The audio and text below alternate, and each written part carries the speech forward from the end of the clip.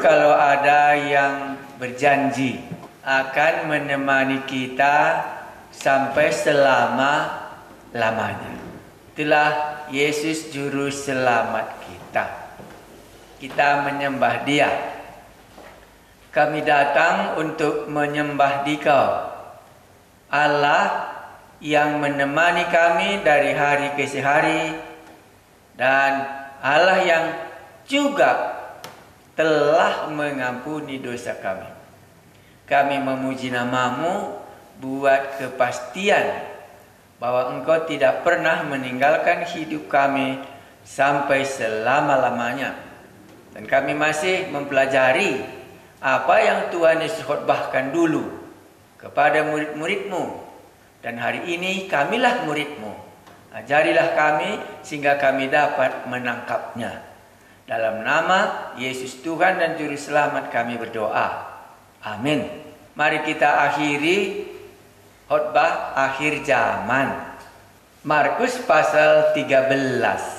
Apa yang kita sudah bisa tahu tentang akhir zaman yang diajarkan oleh Tuhan Yesus. Langsung bisa ada kesan kita ya. Belakangan ini sudah tidak terlalu banyak orang mengkhotbahkan tentang akhir zaman, karena semua yang mengkhotbahkannya masih salah.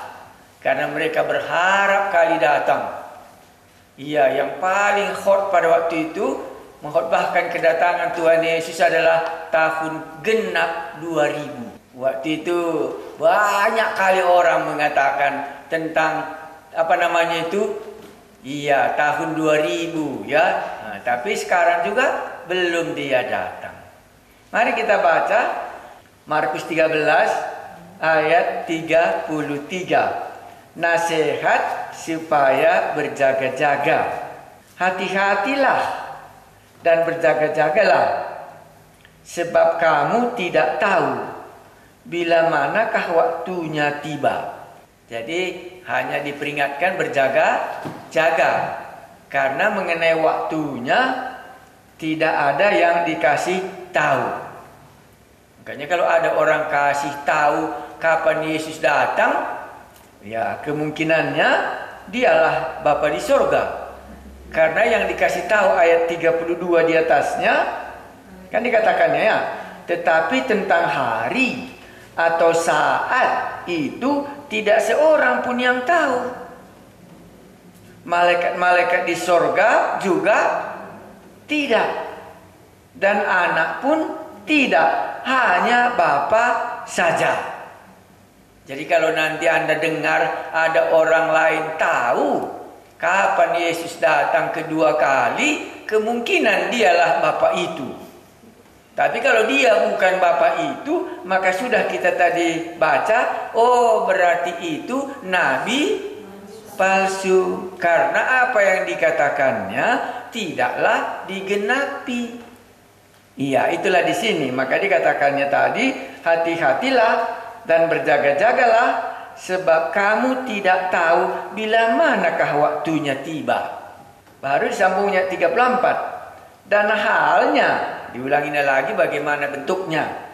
Dan halnya sama seperti seorang yang bepergian, yang meninggalkan rumahnya dan menyerahkan tanggung jawab kepada hamba-hambanya, masing-masing dengan tugasnya, dan memerintahkan penunggu-penunggu pintu supaya berjaga-jaga. Iya, jadi ini ada satu lagi perumpamaan.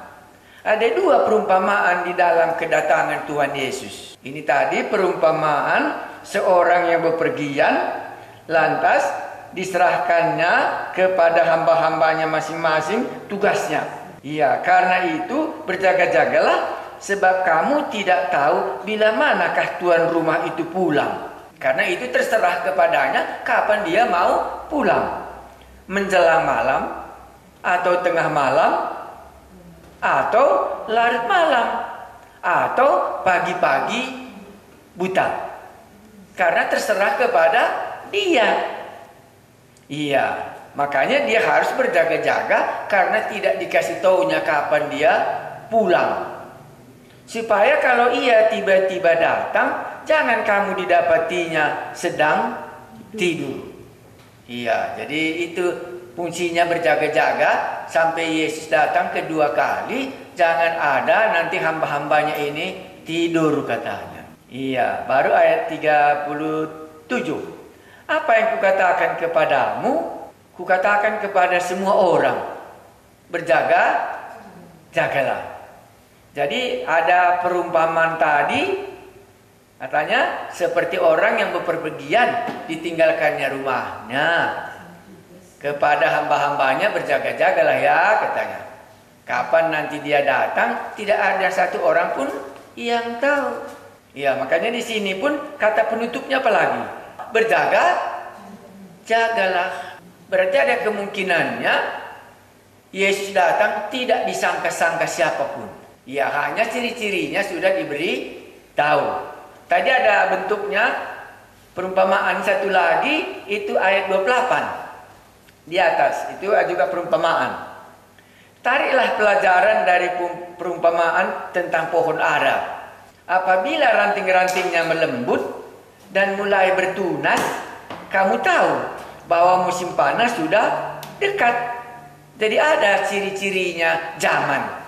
Oh, ini sudah mulai. Kalau kita di sini, oh ini sudah mulai mungkin musim penghujan gitu ya. Nah, tapi di negara orang itu karena ada musim dingin. Kalau sudah selesai musim dingin, maka mulailah ada tunas-tunas baru. Tandanya mulai musim panas sudah tiba. Ini juga dalam bentuk perumpamaan. Jadi apa artinya tunas-tunas ini ada dalam bentuk perumpamaan? Yang satulah umpamanya, kan dikatakannya tadi, apa? Bait Allah sudah runtuh. Itulah tadi gambaran yang pertama sekali, sudah ada mulai tunas-tunas yang baru menunjukkan musim baru sudah datang. Sesudah tadi lagi, yang kedua apalagi terjadi? Akulah dia, dan muncul lagi sudah nabi-nabi, ia mengakui bahwa dialah Mesias. Ya, ada mengatakan di sini dan di situ, dan itu sudah sering kali kita dengar. Bahwa banyak kali ajaran mengatakan, oh Yesus sudah datang katanya. Iya, itu juga sudah terjadi. Maka sudahlah pohon ara mulai berbunga.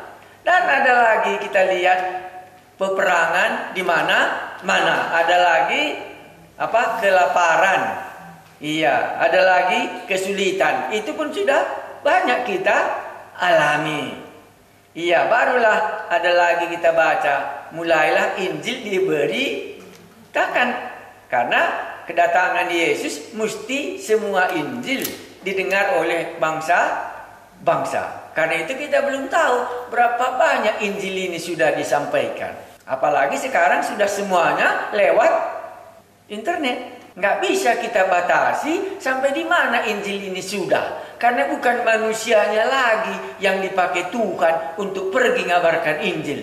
Sudah dipakainya alatnya sendiri. Dibuatnya orang tahu internet. Dibuatnya udara. Dibuatnya cahaya. Akhirnya Injil nggak bisa lagi kita batasi sampai di mana sudah diberitakan.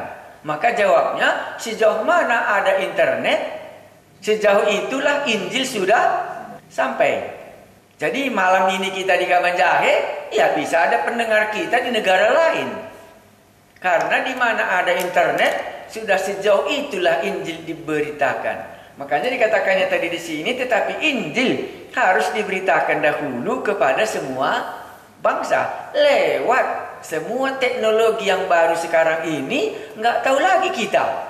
Apakah kemungkinannya Injil sudah sampai ke ujung bumi tanpa misionerinya sampai ke tempat itu. Tapi Injil sudah, makanya Injilnya yang diberitakan, bukan orangnya sampai.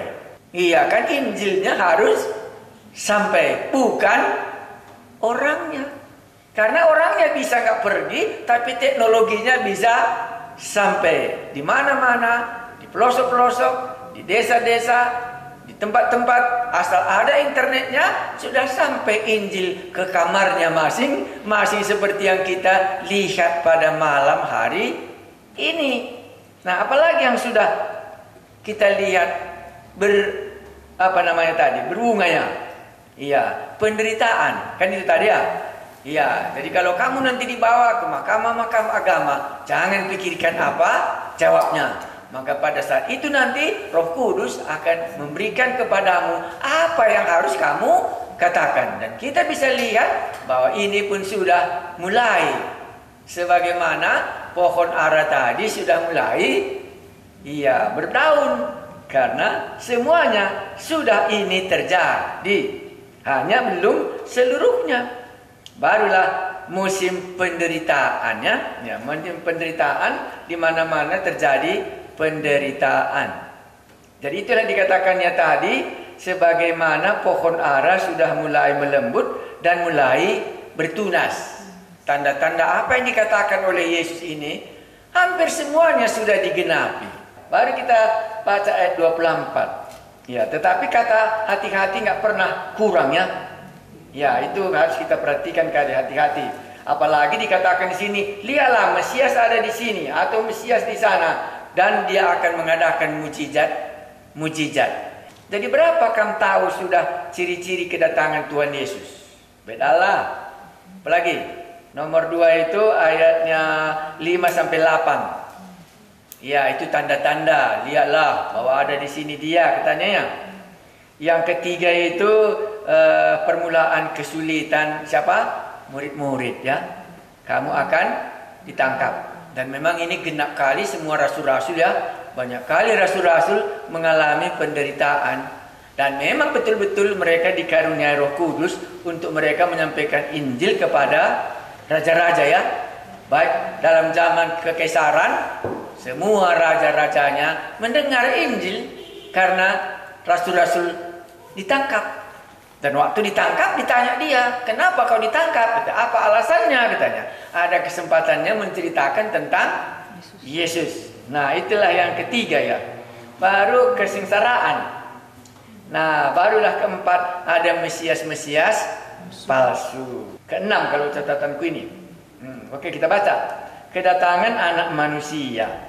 Tetapi pada masa itu, sesudah siksaan itu, jadi berakhir penderitaan tadi, matahari akan menjadi gelap dan bulan tidak bercahaya. Kalau ini belum terjadi, belum. Ya, barulah dan bintang-bintang akan berjatuhan dari langit dan kuasa-kuasa langit akan goncang.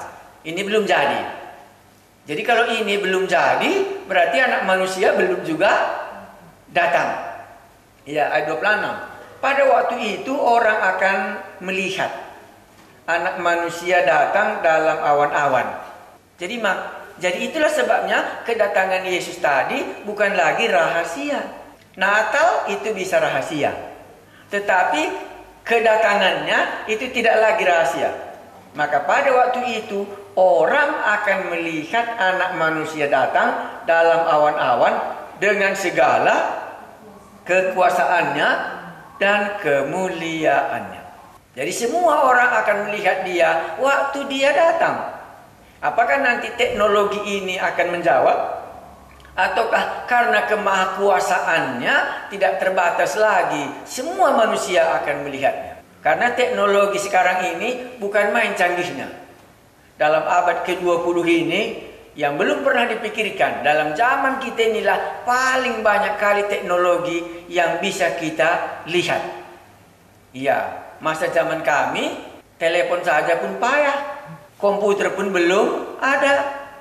Sekarang semuanya ini sudah ada, memungkinkan jarak tidak lagi menjadi persoalan. Di belahan bumi yang lain bisa kita ikuti kebaktiannya.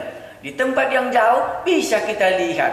Bahkan sampai sekarang kunci rumah pun sudah bisa dilihat orang rumahnya dari tempat yang jauh. Bepergian bisa dia tahu siapa tamunya datang ke rumahnya. Karena semua sudah pakai digital kamera. Bisa dilihatnya. Makanya kedatangan Yesus tidak mungkin di dalam tempat yang tersembunyi. Sebagaimana dia waktu kelahirannya itu di kandang domba. Maka dikatakan ayat 26. Pada waktu itu orang akan melihat anak manusia datang dalam awan-awan. Artinya awan-awan ini bisa juga banyak tafsiran kita, tapi kita anggap saja sangat sederhana. Bisa kita lihat ke atas. Iya, itu adalah. Karena awan-awan seringkali banyak tafsiran kedatangan Allah lah gitu ya. Iya, anak manusia datang dalam awan-awan dengan segala kekuasaan dan kemuliaannya. Jadi ada kekuasaannya, ada kemuliaannya, memungkinkan semua kita bisa melihat dia. Ya, baru ayat 27. Dan pada waktu itu pula ia akan menyuruh keluar malaikat-malaikatnya dan akan mengumpulkan orang-orang pilihannya dari keempat penjuru bumi dan dari ujung bumi sampai ke ujung langit. Saya tidak bisa kali ke ujung bumi dan ke ujung langit. Apakah nanti ada orang sedang di ujung langit gitu? Ya, karena kalau orang naik astronot itu kan kadang-kadang 1 tahun dia di ruang angkasa ya. Dia tidak ada di bumi. Bertahun-tahun bisa orang meninggalkan bumi. Jadi waktu Yesus datang, semuanya harus kumpul. Tidak bisa lagi berkeliaran di bumi ini. Makanya dikatakannya orang-orang pilihannya dari keempat penjuru bumi. Dari ujung bumi sampai ke ujung langit. Dimanapun dia, mungkin itu artinya. Akan dikumpulkan oleh malaikat-malaikat itu. Baik, ayat 328. Kapan waktunya itu? Ya itulah tadi dibuatnya. Tariklah pelajaran dari perumpamaan tentang pohon ara. Apabila ranting-rantingnya melembut dan mulai bertunas, kamu tahu bahwa musim panas sudah dekat. Ini cuma ciri-ciri kedatangan Yesus. Iya, kita ulang-ulang ini ciri-ciri karena banyak kali orang mengajarkan tentang kedatangan Tuhan Yesus. Tahu dia kapan? Diselidikinya tanggal-tanggalnya semua, dibuatnya matematikanya. Tetapi di sini merupakan zamannya cuma kita bisa tahu. Iya, tanggalnya tidak bisa kita tahu. Ayat 29. Demikian juga jika kamu lihat hal-hal itu terjadi, ketahuilah bahwa waktunya sudah dekat. Waktunya yang sudah dekat. Tanggalnya belum kita tahu. Sudah di ambang pintu. Ya, jadi belum sampai, sudah di ambang pintu. Aku berkata kepadamu, sesungguhnya angkatan ini tidak akan berlalu sebelum semuanya itu terjadi. Ya, ini sudah kita tadi singgung, angkatan ini maksudnya adalah sezamannya angkatan ini. Makanya mereka berharap kali dari 1 Tesalonika tadi, dalam generasi ini mereka tidak akan mati waktu Yesus sudah datang. Tapi angkatan ini bisa artinya adalah suku ini tidak akan binasa sampai dia datang. Maka semua penafsir mengatakan suku yang ini, yang mendengar khotbahnya ini tidak akan binasa sampai Yesus datang. Makanya kita langsung katakan kalau begitu umat Israel tidak akan bisa binasa sampai Yesus datang kedua kali. Karena itu yang dikatakannya di sini. Walaupun penderitaan umat Israel tidak tanggung-tanggung banyaknya. Iya, kalau ditanya orang yang paling banyak menderita adalah suku ini. Tetapi nggak bisa dibinasakan.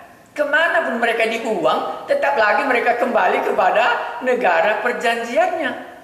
Itu harus kembali mereka ke tanah Kanaan. Sampai Yesus datang, tidak akan mungkin hilang suku ini. Itulah yang dikatakannya dalam cerita ini. Maka sekarang ini semakin banyaklah orang ini berkembang. Iya, karena janji Tuhan Yesus, aku berkata kepadamu sesungguhnya angkatan ini tidak akan berlalu sebelum semuanya itu terjadi. Tetap ada bangsa pilihan Allah. Mari kita lanjutkan ayat 31. Langit dan bumi akan berlalu, tetapi perkataanku tidak akan berlalu. Ini berarti kekal. Apa yang dikatakannya itu akan semua hal ini akan digenapi. Jadi dikatakannya ada yang berlalu, ada yang tidak berlalu. Nah, langit dan bumi akan berlalu, tetapi perkataanku tidak akan berlalu sampai selama-lamanya. Maka nanti pun perkataan itu akan kita dengar sekali lagi. Baru disambungnya, tetapi tentang hari. Ini yang seringkali kita salah. Tetapi tentang hari, tentang waktunya memang bisa pas. Tapi tentang harinya atau saatnya itu tidak seorang pun yang tahu. Ini kurasa harus kita ulang-ulangi. Karena belakangan ini sudah reda khotbah tentang akhir zaman.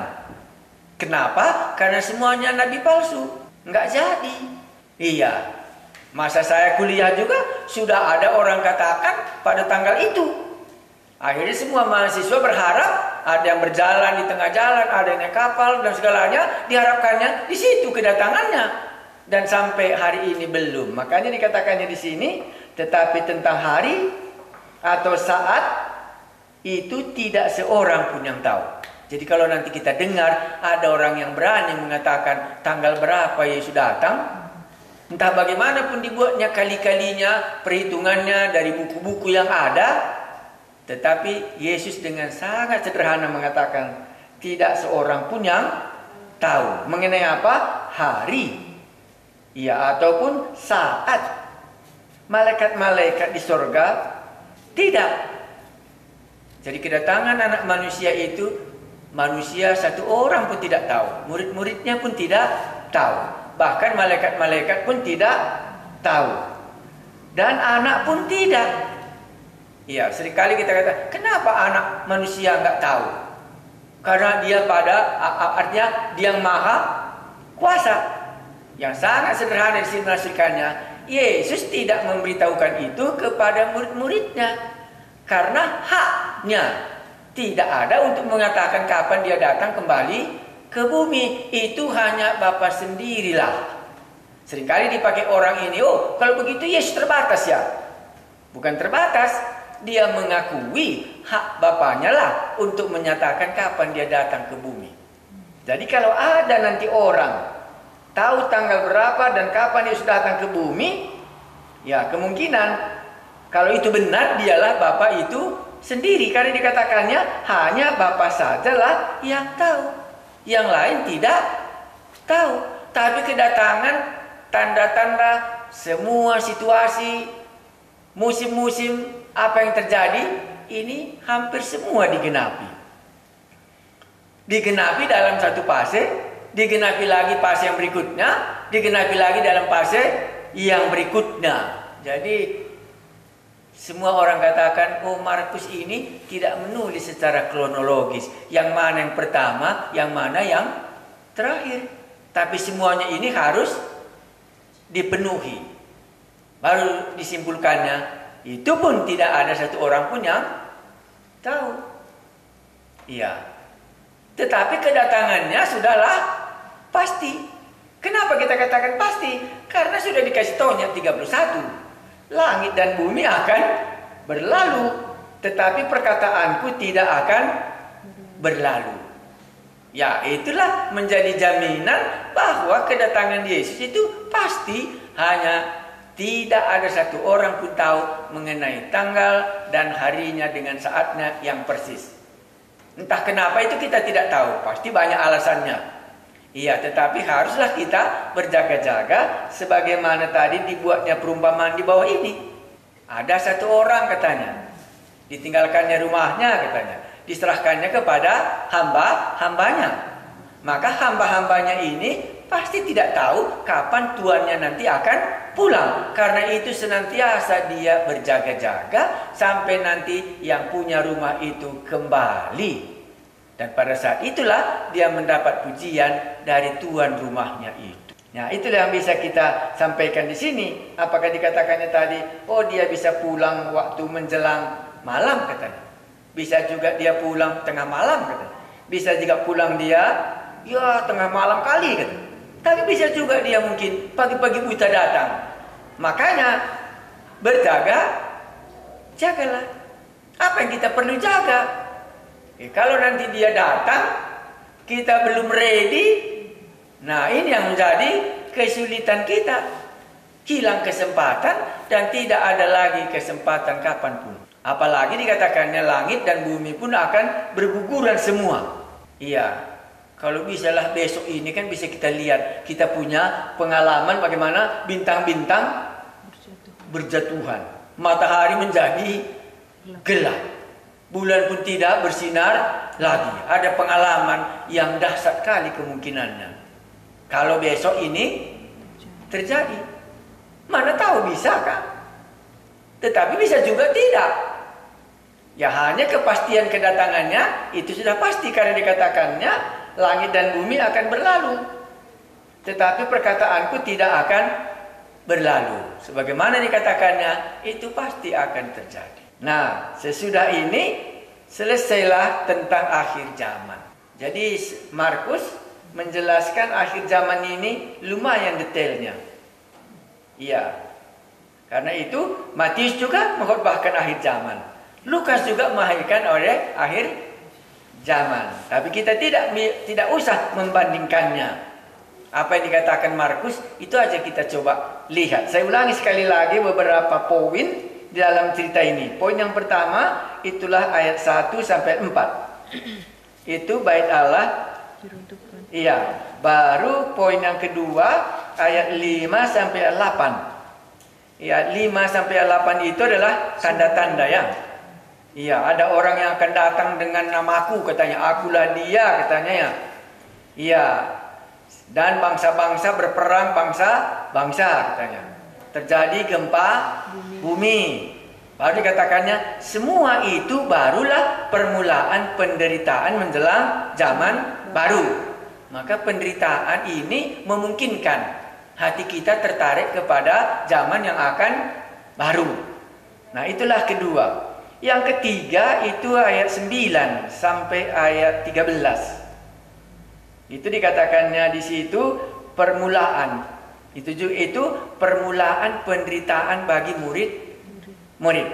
Tetapi kamu ini hati-hatilah, kan itu 9. Kamu akan diserahkan kepada majelis agama dan kamu akan dipukul di rumah ibadat dan kamu akan dihadapkan ke muka penguasa-penguasa dan raja-raja karena aku sebagai kesaksian bagi mereka. Maka kita lihat di sini murid-murid Yesus menderita supaya ada kesempatan dia bersaksi kepada orang lain. Jadi mereka menderita karena Injil. Kalau kita lihat rasul-rasul, murid-murid memang mengalami penderitaan dan ini sudah terlaksana. Dan catatan ayat 9 ini ada dalam Kisah Rasul semuanya. Bahwa murid-murid itu mengalami penderitaan guna memberitakan Injil. Ini sudah digenapi. Yang terjadi bagi murid. Mereka mengabarkan Injil. Akhirnya sampailah Injil ke negara kita ini. Termasuk juga kepada raja-raja oleh Rasul Paulus. Kepada Raja Agripa, kepada Felix, kepada Festus. Semua. Ini sudah digenapkan dalam zamannya Rasul Paulus. Nah, baru yang keempat. Itu yang keempat. Ini udah ketiga ya. Sekarang yang 14. Yang 14 sampai 20 ini cerita tentang siksaan yang berat. Ya, ini celakalah ibu-ibu yang sedang menghamil katanya ya. Berdoalah supaya semuanya ini jangan terjadi pada musim dingin. Kesengsaraan yang begitu dahsyat. Ya tuh. Ya, barulah yang kelima itu 21 di sini kulihat sampai 23 itu munculnya apa namanya? Mesias palsu. Ayat 21 itu kah? 21 sampai 23. Pada waktu itu jika orang berkata kepadamu, lihat Mesias ada di sini atau Mesias ada di sana, jangan kamu percaya.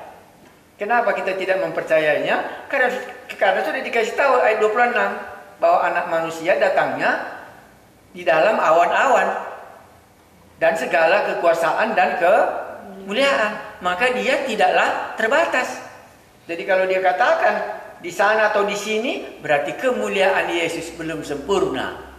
Baru dikatakan di 22, sebab Mesias palsu dan nabi-nabi palsu akan muncul. Dan mereka akan mengadakan tanda-tanda dan mujizat. Sehingga kalau boleh, orang-orang yang tidak teguh dan yang tidak mengetahui kebenaran dengan pasti, dengan mujizat, dengan semua tanda-tanda ini, bisa menyesatkannya. Iya. Makanya adalahkah baiknya kalau kita bisa menerima Yesus dan bisa kita mempercayai Yesus supaya kita tahu dia bukan saja sederhana, tapi bisa kita bandingkan nanti Mesias-Mesias yang palsu ini. Walaupun nanti mungkin mujizatnya sama dibuatnya. Ya, karena di sini nanti dia akan melaksanakan mujizat-mujizat dengan maksud sekiranya mungkin menyesatkan orang-orang pilihan. Nah, makanya 23 dalam bidang ini dikatakannya, hati-hatilah kamu. Aku sudah terlebih dahulu mengatakan semuanya ini kepada kamu. Maka pasti di sini muncul pertanyaan. Kalau begitu bagaimana kita membandingkan mujizat yang dilaksanakan oleh Tuhan Yesus yang benar dengan Mesias-Mesias yang palsu ini? Itulah di sini. Karena dua-dua akan melaksanakan mujizat, mengadakan tanda-tanda, tetapi yang melaksanakannya ini adalah Mesias-Mesias palsu. Tetapi Markus tidak menceritakannya. Hanya dia ceritakan mereka pun nanti akan melaksanakan itu. Bagaimana nanti kita tahu? Ini tidak dijelaskan membedakannya dan mana mujizat palsu yang dilakukan oleh Mesias-Mesias yang palsu ini untuk menyesatkan. Kalau di dalam Ulangan pasal 13 memang dikasih tahu tentang nabi palsu, dia akan mengatakan hal-hal yang terjadi dan itu memang benar terjadi dan mujizat itu juga terjadi dan dia berkata, marilah menyembah kepada Allah yang tidak dia kenal. Jadi nanti jadi dari segi ini kalau kita lihat backgroundnya Ulangan pasal 13 jadi mujizat. Tapi bukan dibawanya kita kepada Yesus yang kita sudah kenal itu. Dibawanya kita kepada orang di mana mujizat itu dilakukan. Akhirnya berpisahlah kita daripada Yesus yang kita sudah kenal kepada Mesias-Mesias yang palsu. Iya, itu kalau kita latar belakangnya kita ambil dari kitab Ulangan 13, ditariknya kita bukan menambah pengertian kita yang benar tentang yang kita sudah percayai, tetapi memindahkan dari yang kita percayai ini kepada dia yang kita tidak kenal. Tetapi karena kita tertarik kepada mujizat-mujizatnya, maka kita bisalah disesatkannya. Makanya di sini dikatakannya menyesatkan orang-orang pilihan. Tapi dikatakannya sekiranya mungkin. Makanya seringkali ajaran sesat datang kalau kita sudah percaya. Kalau kita belum percaya, nggak usah dia datang karena nggak ada gunanya. Kedatangannya untuk menyesatkan karena kita sudah benar dalam posisi kita itu. Supaya kita bisa disesatkannya, kita tidak menghargai apa yang sudah benar yang diajarkan Allah kepada kita dan kita mempercayainya dia. Ya, makanya di sini dikatakannya tadi, kalaulah mungkin katanya ya. Ya, oke. Sekarang yang ke-6, itulah ayat 24 sampai ayat 27. Itu apa tadi ceritanya di sini? Iya, ini tanda-tanda kedatangan anak manusia. Sangat gampang dia datangnya di atas awan. Jadi kalau begitu mujizat pun dibuatnya di sini. Kalau dia bukan datang dari awan-awan dan yang bisa kita lihat dalam kuasanya. Nah, makanya langsung kita tahu, oh ini dari bawah. Tuhanku dari atas. Jadi nggak bisa lagi kita lengket kepada mujizat-mujizat dan tanda-tanda yang dibuatnya ini. Karena sudah dikasih tahu bahwa anak manusia nanti datang dalam awan-awan dan dengan segala kekuasaan dan kemuliaannya. Bukan lagi dalam mujizat. Karena masa mujizat sudah selesai bagi Tuhan Yesus. Karena tujuan Yesus melaksanakan mujizat menyatakan bahwa kerajaan Allah sudah datang supaya orang bisa mengenal inilah dia yang menciptakan langit dan bumi. Itulah yang bisa kita katakan, oh palsu ini gitu. Karena datangnya dari bawah. Aku menunggu yang dari atas karena dia sudah kembali ke surga. Jadi kalau banyak pun mujizatnya dan banyak ini semua dibuatnya, kalau datangnya dari bumi, maka pastilah itu bukan Mesias yang kita kenal. Ini yang palsu. Supaya mata kita tertuju kepadanya, tidak lagi mata kita tertuju kepada yang datang dalam awan-awan dengan kemuliaannya bersama dengan malaikatnya. Sehingga kita tidak tertipu. Itu yang dikatakannya dalam hal yang ke-6 ini, yaitu kedatangan anak manusia. Tapi masih tetap juga dipakainya anak manusia. Sehingga sebagaimana dia bangkit dari antara orang mati, maka hal yang demikianlah nanti kita akan bisa melihatnya. Sehingga kita tidak bisa disesatkan oleh nabi-nabi ataupun mesias-mesias yang palsu ini. Tapi kalau mereka tertarik kepada mujizat-mujizat keperluan di bumi ini, sesatlah dia. Iya, kalau dia memang hanya membutuhkan keperluan dunia ini, terjadi mujizat, ikutlah dia. Karena kita bukan itu lagi yang kita tunggu. Yang kita tunggu yang datang dari surga yang sudah berangkat menyiapkan tempat ke sana. Maka kalau dia datang, semua mata akan melihat. Jadi dia bukan tersembunyi melaksanakan mujizat-mujizat seperti yang dulu, tetapi dia akan datang dalam awan dan dalam kekuasaan dan di dalam kemuliaannya. Inilah dikatakan oleh Yesus kepada murid-muridnya hari ini, supaya kita tidak melihat lagi apa yang ada di bawah, tetapi kita menanti yang datang dari atas. Kalau begitu bisa langsung pertanyaan kita, kalau nanti datang Yesus kedua kali, masih dibuatnyakah mujizat? Kan itu pertanyaan. Karena orang-orang palsu ini membuat mujizat. Maka dikatakannya dari sini, pada waktu itu orang akan melihat anak manusia datang dalam awan-awan dengan segala kekuasaan dan kemuliaannya. Sama dengan 1 Tesalonika pasal 4. Bahwa nanti dia datang dalam awan-awan dan membangkitkan yang sudah mati duluan. Dan mereka berjumpa di dalam awan-awan dan kita yang masih hidup diubahkan dan bertemu di awan-awan. Apakah nanti Yesus datang kedua kali melaksanakan mujizat lagi? Maka jawab kita, sudah selesai pelayanannya. Anak manusia datang melayani, sudah selesai. Anak manusia datang untuk menyatakan kemuliaannya dan menjumpai orang-orang yang sudah menantikan dia. Itu yang sangat sederhana. Yesus datang kedua kali, dia tidak perlu lagi buat mujizat. Buat apa dia mujizat kalau dia sudah penuh dengan kekuasaannya? Tidak perlu lagi dia melaksanakan waktu itu menarik orang supaya orang lain datang. Nah, makanya di sini dia datang dalam kemuliaannya. Dan mata semua akan melihat. Orang-orang palsu ini, karena mereka ini mau kebutuhan dunia yang dipenuhi, tersesatlah dia. Iya, kita tidak. Kita menanti kedatangannya kedua kali dan kita tidak mencari lagi mujizat-mujizat yang dilakukannya kalaupun dia datang sekali lagi. Karena sudah selesai dia melayani dalam bentuk tubuh manusia.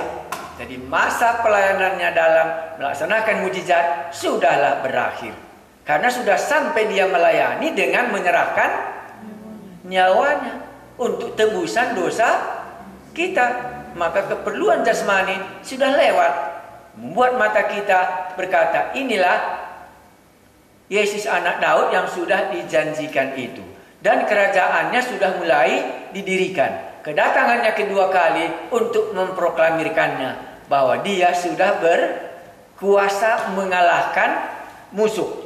Itu yang bisa kita tafsirkan. Kurasa itulah yang Tuhan mau katakan. Kalau Yesus datang, dia tidak akan melaksanakan mujizatnya lagi. Tetapi dia datang melayani, apa dikatakannya tadi ayat 27. Dan pada waktu itu pun, ia akan menyuruh keluar malaikat. Malaikatnya akan mengumpulkan orang-orang pilihannya. Itu kerjanya. Mengumpulkan orang-orang pilihannya yang sudah percaya kepadanya. Bukan lagi mencari orang supaya orang itu percaya. Nah, makanya awas-awas. Nah, sekarang cuma waktunya kita bisa percaya. Waktu nanti dia datang lagi, tidak ada lagi kesempatan di sini. Itulah yang bisa kita katakan secara sederhana dalam cerita ini. Ada nanti yang lain lebih sulit, tapi ini agak sangat sederhana. Dan akan mengumpulkan orang-orang pilihannya.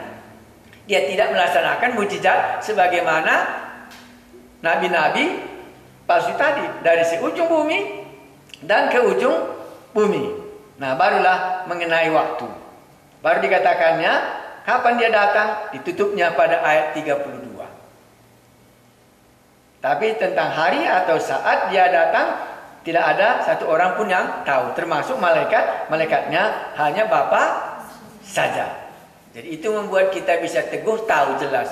Oh begini kedatangan Yesus kedua kali. Jadi kalau orang katakan, oh ini Mesias datang, lihatlah mujizat dibuatnya. Betul. Ini pasti palsu. Karena kalau Mesias datang bukan melaksanakan mujizat. Tetapi ngapain? Mengumpulkan orang yang sudah menantikan dia. Kapan datang juru selamatku? Untuk menyelamatkan orang yang sudah percaya kepadanya dari tubuh, memiliki tubuh yang baru, di mana hidup kekal diberikan kepada orang-orang yang sudah menantikannya. Jadi pekerjaan malaikat di sini mengumpulkan orang-orang yang sudah ada sebelah ada sebelah timur, ada sebelah barat, sebelah utara, dikumpulkan semua. Iya, dan kedatangannya dari awan-awan. Ya, sama dengan waktu kelahirannya. Itu harus persis di kota Daud, di Betlehem. Karena itu sudah dinubuatkan. Nah, makanya kedatangannya pun sudah dikatakannya waktu dia naik ke sorga. Sebagaimana kau melihat dia naik ke sorga, demikian juga lah engkau akan melihat dia datang kembali. Dan semua mata akan melihat. Mana mungkin lagi kedatangannya tersembunyi-sembunyi dan melaksanakan mujizat-mujizat yang tersembunyi. Karena kedatangannya bukan dalam keterbatasannya lagi, tetapi datang kuasa dan kemuliaannya. Kurasa ini pegangan kita mengenai tentang akhir zaman. Apalagi nanti zaman ini akan berubah lebih parah lagi. Tetapi kita sudah ditetapkan oleh Tuhan Yesus, tidak ada satu orang pun yang tahu. Kalaupun dibuatnya mujizat, pasti bukan dia. Karena kedatangan Mesiasku yang kedua kali bukan lagi melayani ini, tetapi mengumpulkan orang-orang umat pilihannya yang sudah diselamatkan sampai dia datang kedua kali. Kedatangannya kedua kali membangkitkan orang yang sudah mati dan memberikan dan sebagainya. Itulah yang bisa kita mengerti dalam akhir zaman. Makanya kalau hari ini kita tidak selamat, datang dia, nggak mungkin lagi kita diselamatkan. Iya, karena kedatangannya hanya untuk mengumpulkan semua orang yang sudah mengikut dia. Baik waktu dia mengabarkan Injil maupun oleh murid-muridnya, Injil diberitakannya. Maupun dalam penderitaan murid-murid, Injil sudah disampaikan. Dan bahkan Roh Kudus menolong murid-murid ini supaya dia bisa menceritakannya termasuk kepada raja. Jadi kedatangannya kedua kali mengumpulkan hasil yang sudah percaya kepadanya. Sama seperti kebun anggur tadi. Yang datang kan bukan lagi untuk tanam kebun anggur, hanya untuk memperoleh hasil dari kebun anggur itu. Maka semua hamba-hambanya haruslah setia. Supaya waktu dia datang, memang pekerjaannya masih kita lakukan. Dan kita melakukannya seperti tuan rumah tadi, berjaga-jaga sampai dia datang.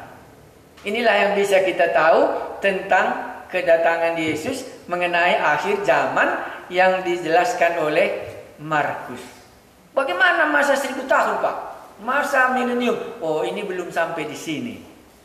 Ya, itu nanti tempat-tempat lain kalau ada. Kita kan setia kepada apa yang ada di dalam Alkitab kita.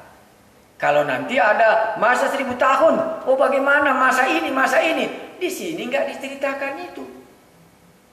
Nah, nanti kalau ada lagi bagian hal itu, ya kita bahas lagi lah, umpamanya Yesaya pasal 11 katanya. Kan ada masa damai katanya. Boleh.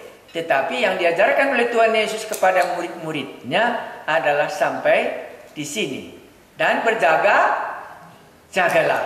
Jadi ada clue yang Tuhan ajarkan kepada kita, menantikan kedatangannya kedua kali. Tetap dia katakan, berjaga-jagalah, supaya kamu tidak kedapatan, belum ready untuk menerima kedatangannya.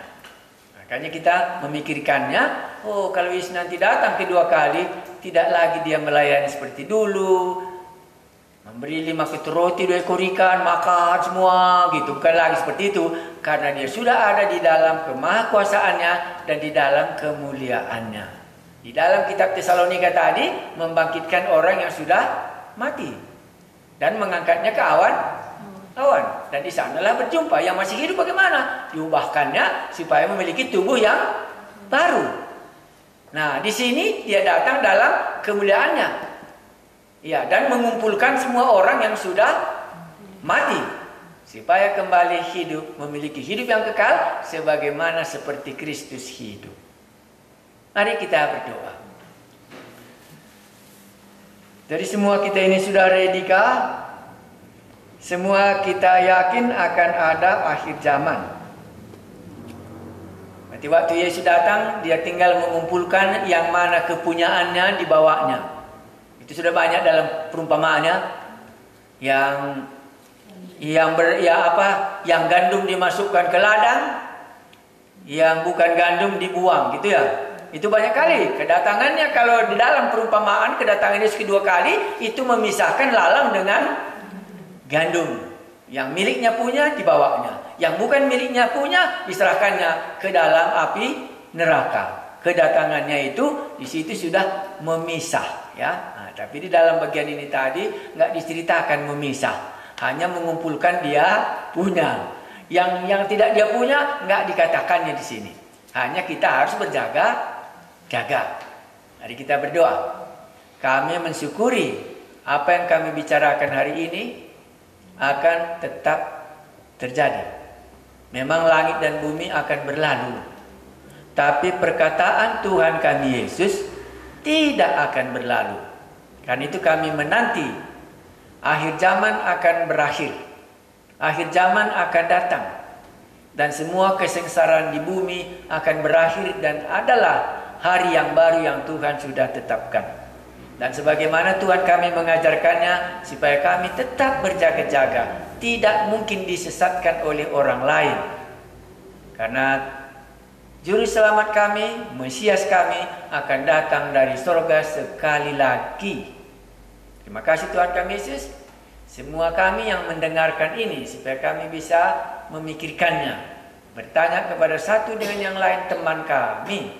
Kalau Yesus datang kedua kali, maka kita akan menjadi bagiannya, mengumpulkan dari ujung bumi, dari utara ke selatan, dan dari selatan ke utara, dan dari timur ke barat, dan bahkan sampai ke langit.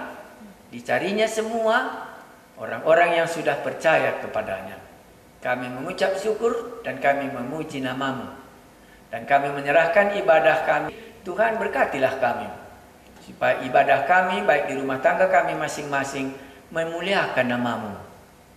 Karena itu kami yakin rumah kami rumah ibadah sekarang, supaya keluarga kami masing-masing bisa diberkati.